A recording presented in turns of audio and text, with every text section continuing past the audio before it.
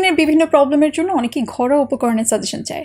যে skin care product না, বাসায় থাকা উপকরণগুলো দিয়ে কীভাবে স্কিনের যত্ন নিব এটা বলুন। এটা কি আমাদের স্কিনের জন্য সেফ? অনেকেই স্কিন কেয়ার বা রূপচর্চার জন্য সব ঘরোয়া উপাদান ব্যবহার করে, আবার অনেক সময় আমাদের কাছে অনেকেই সাজেশনও চায়।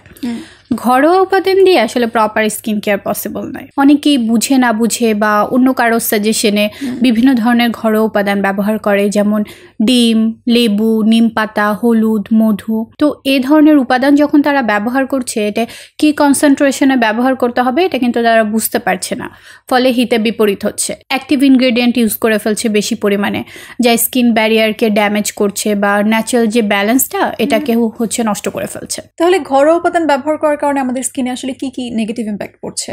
আর ঘরোয়া উপাদান যেহেতু ব্যবহার করা যাবে না আপনি বললেন, তাহলে এক্ষেত্রে স্কিনের যত্ন কিভাবে নেওয়া যায় বা সেফ অপশনটা কি? ঘরোয়া উপাদান যারা ব্যবহার করছে তাদের স্কিন কেয়ারে বা রূপচর্চার ক্ষেত্রে তাদের আমরা বিভিন্ন ধরনের প্রবলেম দেখছি। স্কিন ইরিটেশন হচ্ছে, অ্যালার্জির সমস্যা হচ্ছে, সান সেন্সিটিভিটির মতন সমস্যাও হচ্ছে। এছাড়াও যখন তারা অ্যাক্টিভ কোনো ইনগ্রেডিয়েন্ট বেশি পরিমাণের ব্যবহার করে ফেলছে, হাইপার পিগমেন্টেশন, আমাদের স্কিনের ন্যাচারাল ব্যারিয়ার ড্যামেজ হচ্ছে। এছাড়াও দীর্ঘমেয়াদী ইউজের ফলে তাদের স্কিনের আরও অনেক বড় বড় সমস্যা হচ্ছে। উল্টো দিকে তারা যদি তাদের স্কিন কনসার্ন অনুযায়ী, স্কিন টাইপ অনুযায়ী basic skin care routine maintain করে, স্কিন কেয়ার প্রোডাক্টগুলো ইউজ করে, তাহলে কিন্তু সেক্ষেত্রে তারা ভালো বেনিফিট পাচ্ছে। আমরা যদি আমাদের স্কিন টাইপ অনুযায়ী, স্কিন কনসার্ন অনুযায়ী একজন স্কিন এক্সপার্টের কাছ থেকে আমাদের স্কিন কেয়ার রুটিনটা প্রপারলি সাজিয়ে নিতে পারি, তাহলে কিন্তু আমাদের স্কিনটা হেলদি থাকবে এবং হয়ে উঠবে বিউটিফুল। আচ্ছা, লাস্ট প্রশ্ন, যেসব ঘরোয়া উপাদান নিয়ে আমরা এখন কথা বলছি, যেমন চালের গুঁড়া, তরমুজ, থানকুনি পাতা, হলুদ, মধু ইত্যাদি ইত্যাদি, এগুলো দিয়ে তো বিশ্বের বড় বড় স্কিন কেয়ার ব্র্যান্ড যেগুলো, তারা প্রোডাক্ট ফর্মুলেট করছে এবং সেগুলোই আমরা ফেসে অ্যাপ্লাই করছি।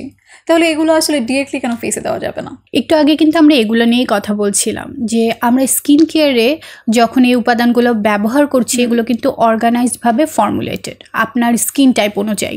যেমন একটা স্কিন কেয়ার প্রোডাক্টে কী পরিমাণ রাইস এক্সট্রাক্ট ব্যবহার হবে যেটা আমাদের পোর্স মিনিমাইজ করবে, এরপর স্নেইল মিউসিন কী পরিমাণ ইউজ করলে আমাদের স্কিন হাইড্রেটেড থাকবে কিন্তু উল্টো দিকে কোনো পার্শ্ব প্রতিক্রিয়া থাকবে না, এগুলোই গবেষণা এবং বিভিন্ন কার্যকারিতার মাধ্যমে বের করাই কিন্তু স্কিন কেয়ার প্রোডাক্টের কাজ। অন্যদিকে আমরা যদি কোনো ঘরোয়া উপাদান ব্যবহার করি, আমরা কিন্তু জানি না যে এটা কী কনসেন্ট্রেশন আমাকে ব্যবহার করতে হবে, এটা আমার স্কিনের জন্য সুইটেবল কিনা, বা এটাতে আমার স্কিনে কোনো অ্যালার্জিক সমস্যা বা ইরিটেশন হবে কিনা, এটা আমরা জানি না।